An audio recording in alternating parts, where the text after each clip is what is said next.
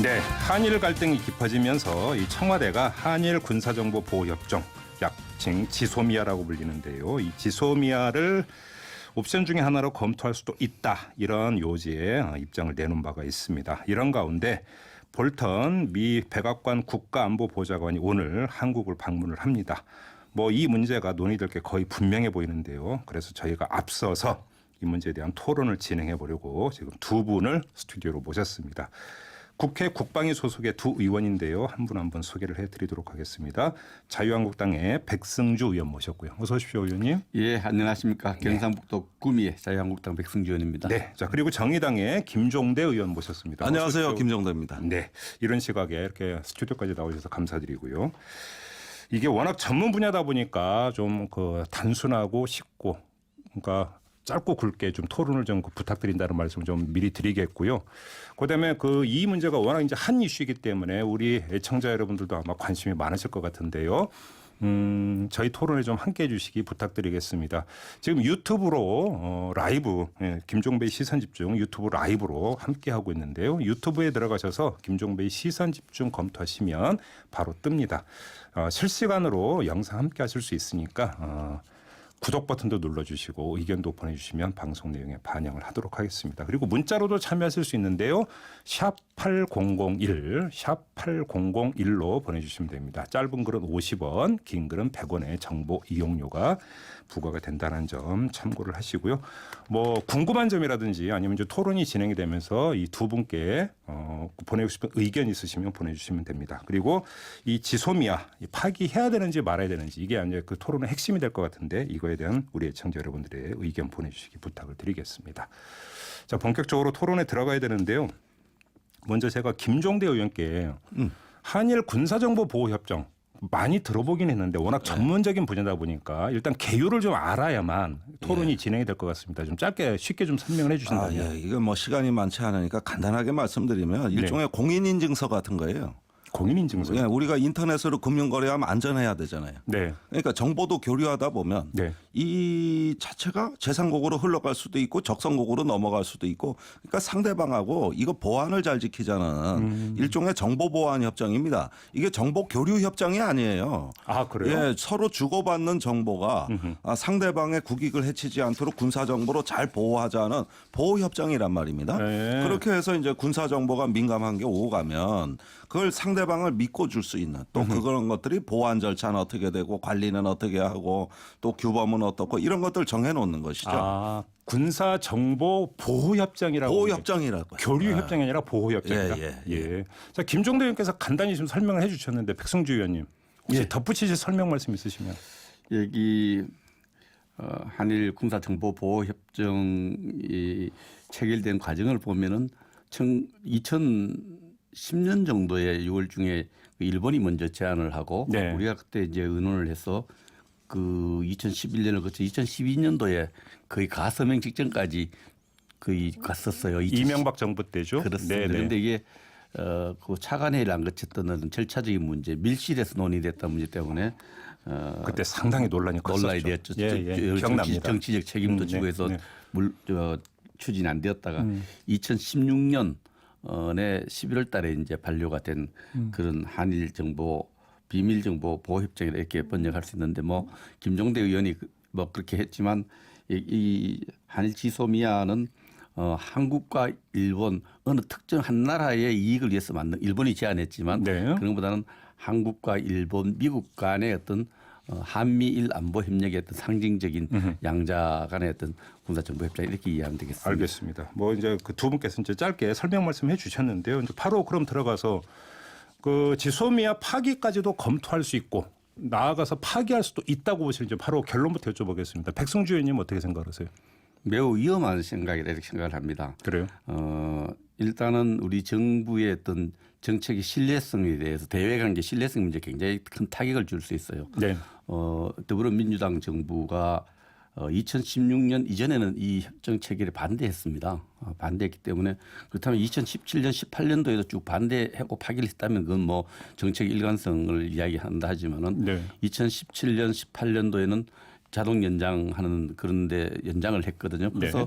지소미아의 필요성에 대해서 현 정부가 인정을 했는데 네. 한국과 일본 간의 이 무역 마찰이 진행되는 과정에서 우리가 일방적으로 파기한다는 것은 일본과의 어떤 관계에도 엄청나게 그 불길에 기름을 붓는 격이고 더 중요한 것은 한국과 일본의 지소미아 체결에 사실은 미국의 역할이 굉장히 컸어요. 네, 그렇죠. 한국과 미국과의 어떤 안보적 신뢰관계, 안보관계, 동맹관계도 이 카드를 내밀고 카드를 흔드는 순간부터 굉장히 위험한 상황이 만들어지고 한미 관계까지 꼬일 수 있다. 볼턴이 일본 지금 와 있죠. 올 서울 오는데 볼턴도 일본서 좀 그 부분에 대해서 정확한 멘트는 안 나왔지만 지소미아를 한국과 일본의 어떤 갈등의 어떤 이렇게 거론되는 것 자체를 아주 불쾌했다 이런 뉴스가 나오고 있습니다. 김종대 의원님 입장은 어떤 겁니까?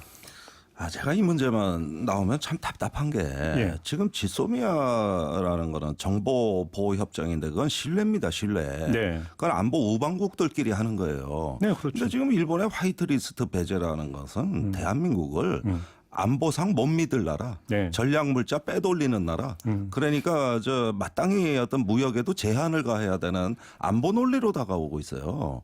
그런데 일본이 그런 어떤 이미 법적 제도적 조치를 하는데 네. 그런 게 안보에 우리 파트너 국가가 아니라고 일본이 저러는데 그렇다면 지소미아는요 그 자체로 파기고 뭐고 할 것도 없이 이미 그 기반은 와야 된 거예요. 아니 물자도 수출하면 빼돌린다 그러는데 하물며 정보는 정보는 왜 빼돌린다 소리를 안 합니까?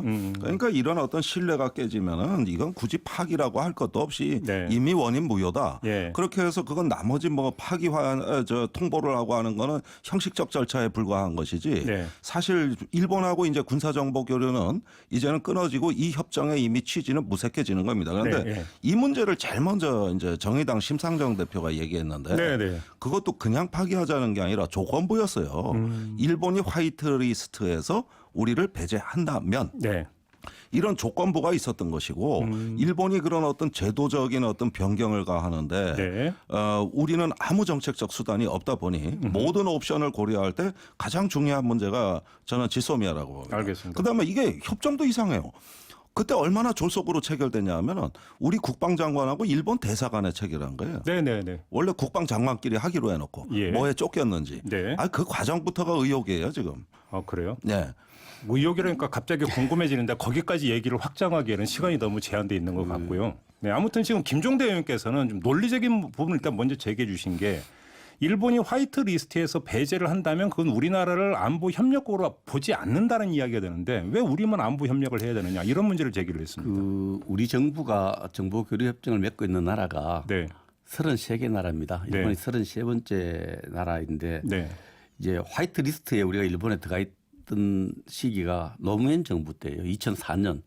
2004년에 일본이 이제 한국을 화이트리스트 27번째 나라에 포함시켰는데 지금 한국과 일본의 어떤 경제적 마찰이 진행되고 있는 상황에서 지금 우리가 일본이 정말 잘못하고 있는 것이 역사 문제를 해결하는 과정에서 이 갑자기 무역 보복, 무역 규제로 나왔기 때문에 이게 대단히 잘못되었고 무도하고 일본의 잘못을 지금 이야기하고 있지 않습니까?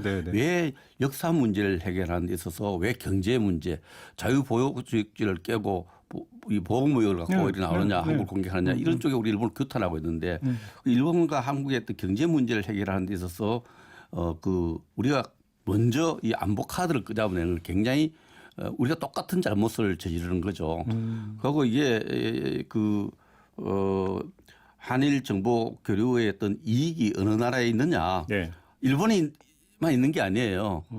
한국과 일본, 한국 안보에도 굉장히 중요한 이익을 주고 있습니다. 그 중요한 이익에 오히려 우리가 더 많은 도움을 받을 수 있는 분야가 있는데 이 부분에 대해서 갑자기 이것을 카드로 끄잡아내는 것은 지금 대부분의 국민들은 일본에 분노하면서 한국과 일본과의 관계가 굉장히 이전에 마찰 이전의 수준으로 회복되는 걸 원하지 않습니까?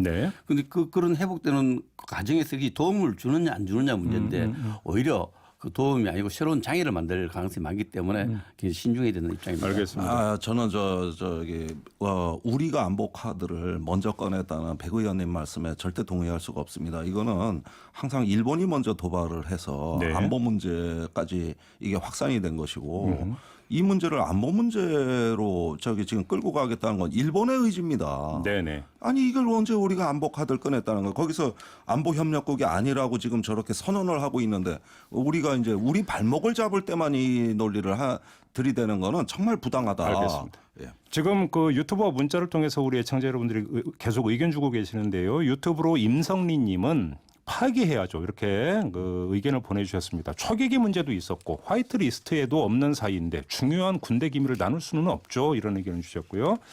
자, 반면에 1719님은 일본에게 영향과 부담을 줄 수 있는 수를 둬야지 한일 군사정보보호협정 파기는 우리 국방에 영향을 줄 수 있고 우리에게 피해가 갈 수 있는 자충수가 될 수 있다고 봅니다. 그러면서 어떻게 보시나 이렇게 질문을 주셨는데요.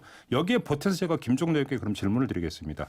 논리의 문제 말고 국익은 논리보다는 현실 아니겠습니까? 예. 자, 그러면 지소미아가 그러니까 유지되느냐 파기되느냐에 따라서 우리에게 실익이 어떻게 되느냐의 문제를 제가 그 점을 말씀드리고 싶었어요. 예, 좀 말씀해 주세요. 네.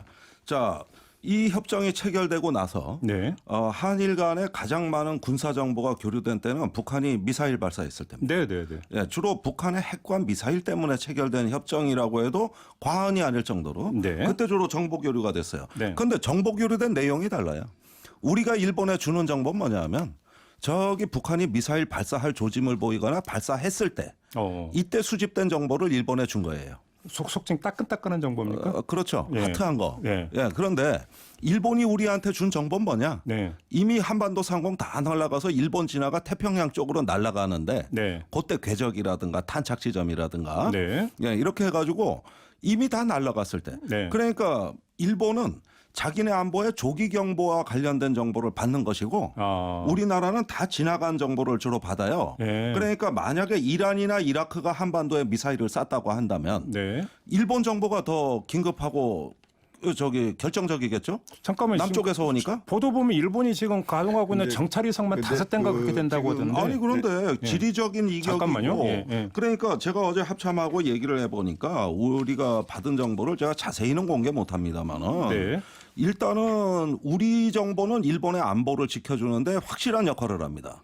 반면에 일본이 우리한테 준 정보는 한반도 인근을 벗어나는 정보가 주로 종을 이루고 있단 말이에요. 네. 일단 백승주 의원님 말씀 근데 듣고요. 우선 예. 김종대 의원이 어제 합참하고 또 의논했다니까 뭐 여당하고 친해서 그런지 합참 잘 보고 해주는 것 같아요. 뭘 수집해서 뭘 하려고 하고 있는지 저한테는 보고를 잘 안 하고 있습니다. 그런가요? 그런데, 네. 일단 지소미아가 있으면서 한국 안보에 가장 중요한 한미 동맹 관계를 더 굳건히 할 수 있다는 생각이 들고요. 네. 일본과 한국이 정보 교류 협정을 할 때 좀 비교 위에 있는 정보력이 있어요. 대한민국 정보는 좀 북한 정보와 관련해서 휴민트, 국경 지역이라든지 우리 DMZ 지역에서는 어떤 이런 정보들이 굉장히 감청 정보라든지 이런 거. 예. 그리고 음성 정보가 좀 우리가 좀 우리 언어가 같으니까 감청 정보 이런 게 굉장히 뛰어나고요. 일본은 지금 진행자께서 말씀하셨듯이 위성이 5개나 있어요. 네. 이지스함이 6척, 네. 또 지상 레이더가 4기, 또 조기 경보기가 17기, 해상 해상 초계기가 한 71대 정도 있어서 많네요. 엄청난 예. 정보 자산이 있어서 네. 이 일본이 갖고 있는 전자 정보는 확실히 우위에 있습니다. 네. 이런 정보를 그러면 지금 교류하고 협력하고 있는 것을 뭐 국회의원한테 일일이 보고를 하지는 않습니다만 굉장히 중요한 우리 정보가 되고요. 네. 협력이 되고 네. 특히 지금 한반도에서 가장 그 정보가 활용되는 부분이 이제 확증 작전이라고 있는데요. 이건 뭐냐면은 북한이 한반도 주변 지역에서 여러 가지 유엔 안보리 계리안을 위반해서 환적한다든지 이런 네. 불법적인 제재를 위반하는 것을 찾아내는 데는 일본 또 미국의 정보들이 굉장히 중요한 역할을 하고 있습니다. 네. 그래서 작게 운용되고 있고요. 네. 이건 일일이 국민들에게 뭐 일본한테 이런 도움을 받아서 저런 도움을 받아 할 수 있는 상황은 아니에요. 그래서 일본과 한국 또 미국의 어떤 정보 교류 협정은 우리 안보에서 굉장히 중요하고 이것이 일본의 도움을 주는 요소보다도 우리가 도움받는 요소가 크다. 저는 그렇게 백성조 판단하고 의원님 말씀에 따르면 사실관계하고 달라요. 예, 말씀하세요. 우리가 훨씬 도움이 크다고 말씀하시는데 네, 좀 가깝게 사실관계하고도 가깝게 와서 다르고. 말씀해 주시죠. 예.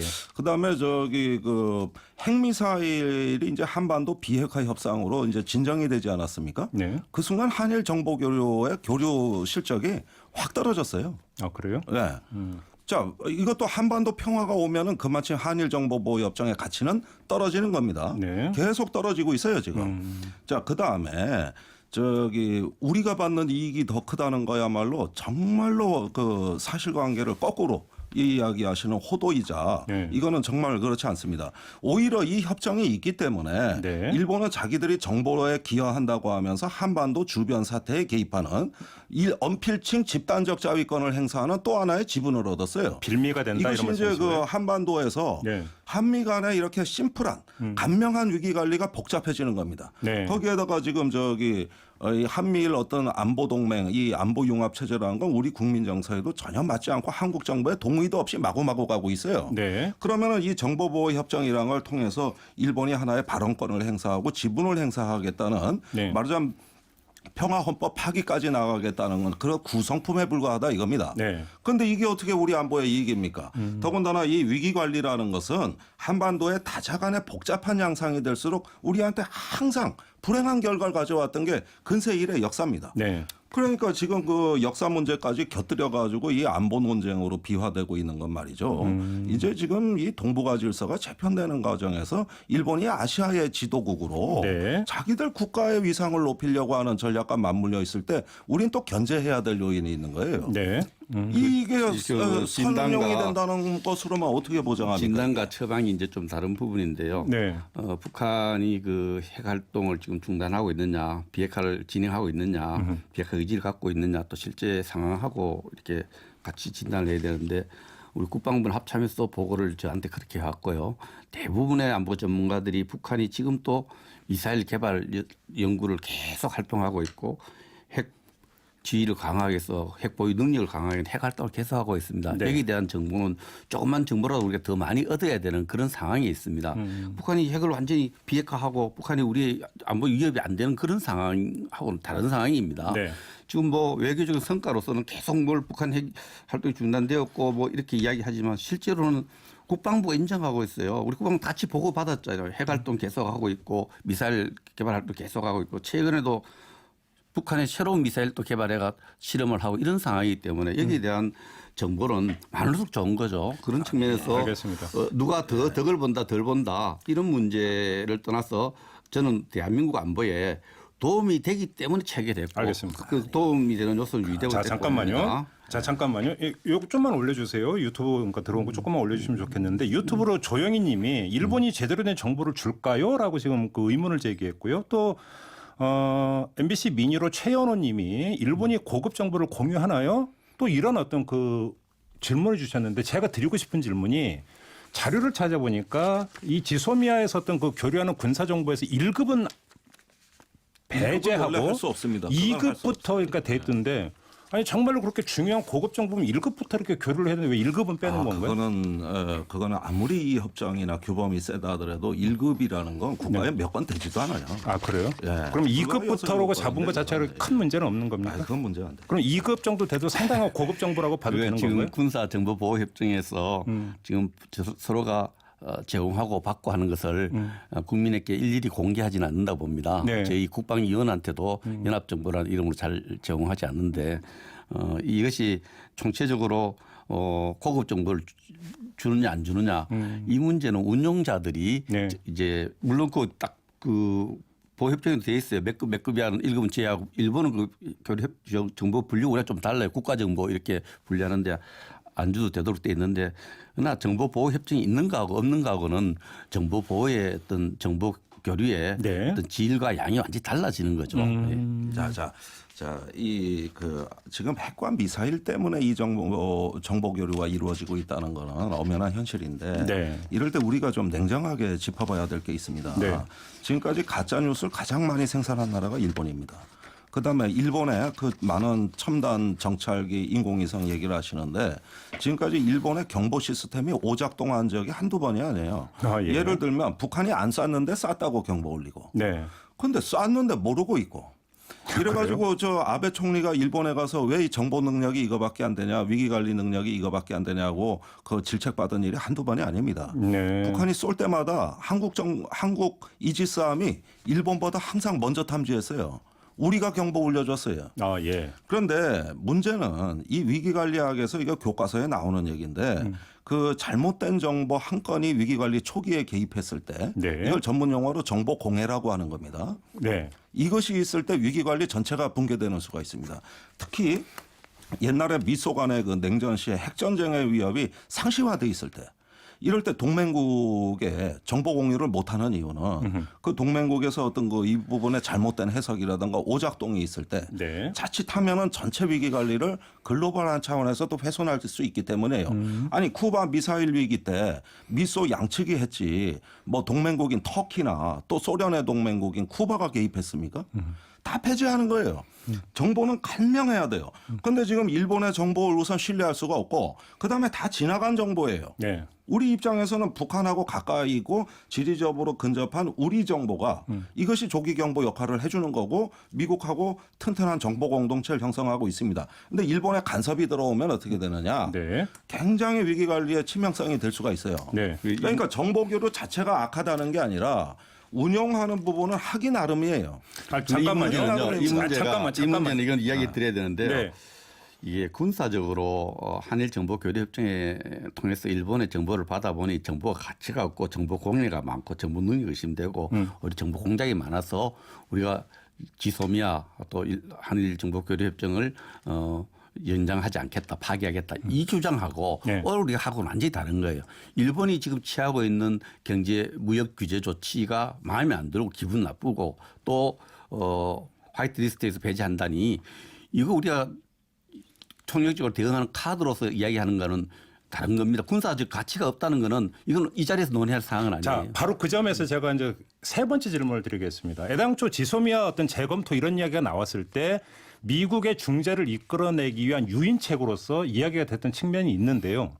유인책으로서 지소미아 재검토라고 하는 것은 어느 정도의 가치를 갖고 있다고 보십니까? 백승주 의원께서 먼저 말씀해 그 주시죠. 오자회동에서 저는 뭐 정의당 입장에서 네. 정의당은 지소미아 일관되게 반대했습니다.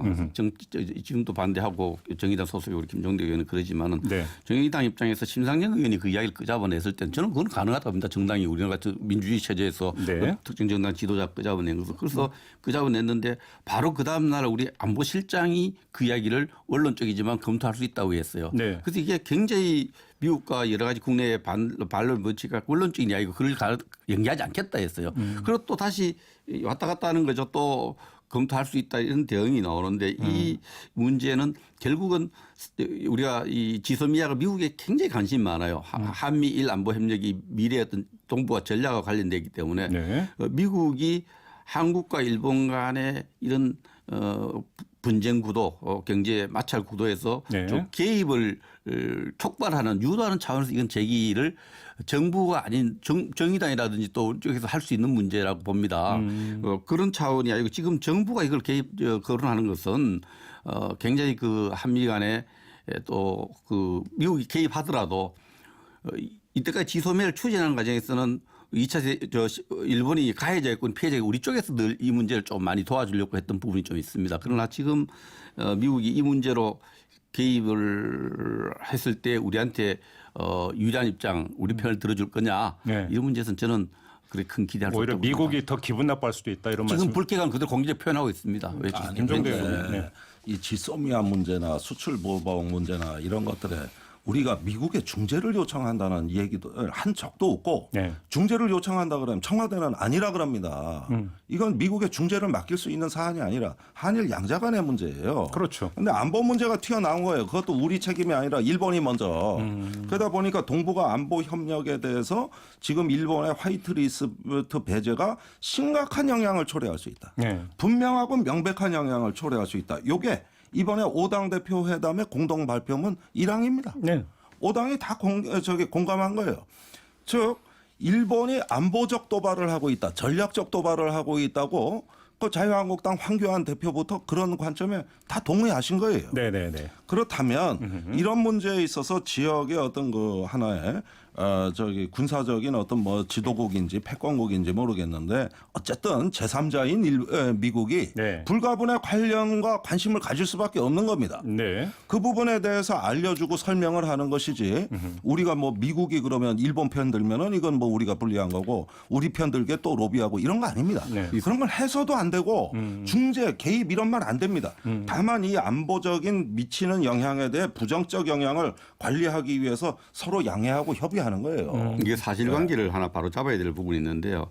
그 한국과 일본 간의 이 마찰 국면에서 우리 정부가 미국에 중재를 요청하지 않았다는 부분 이미 언론을 통해 다 나왔어요. 한국과 미국의 트럼프와 문재인 대통령이 정상회담에서 문재인 대통령이 그 관심을 보여줄 것을. 그게입니다. 외교적 레토릭이죠. 외교적 수사하기 그 말입니다. 네. 그게 중재 요청했고요. 트럼프가 그걸 공개했지 않습니까? 네. 한국으로부터는 요청을 받았는데 네. 아베로부터도 요청을 받으면 내가 관여하겠다. 이런 이야기를 했기 때문에 네. 우리가 이 부분에 요청한 부분은 사실이고 네. 저는 뭐 그 요청한 부분이 어떤 표현이든 우리가 외교적인 모든 자원을 활용해서 우리가 유리한 결론을 얻어야 되는 그런 상황에서는 뭐 그게 네네. 나쁘지는 않다고 봅니다. 그러나 이미 중재를 요청한 건 사실입니다. 대부분이 지금 국민이 바라는 건 뭐냐. 한국과 일본 간의 관계에서 국민들이 바라는 것은 지난 80년에 한국과 일본의 경제 격차가 20대 1이었습니다. 네. 지금 3대 1이에요. 네. 1인당 GDP가 일본이 100을 봤을 때 당시에는 18%된 게 지금 몇 프로 정도 됐냐면 76% 정도 따라왔어요. 한국과 일본의 경제 격차를 좁혀한 이 국면에서 네. 빨리 일본을 좀 앞서는 그런 관계, 그런 정상으로 빨리 돌아가기를 바란다.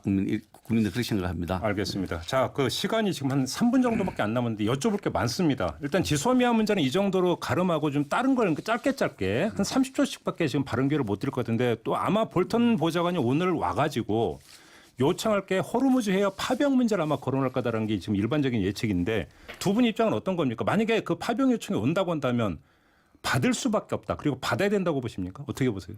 김종대 의원님. 아니 파병 요청을 한다는 건 굉장히 민감한 문제인데 네.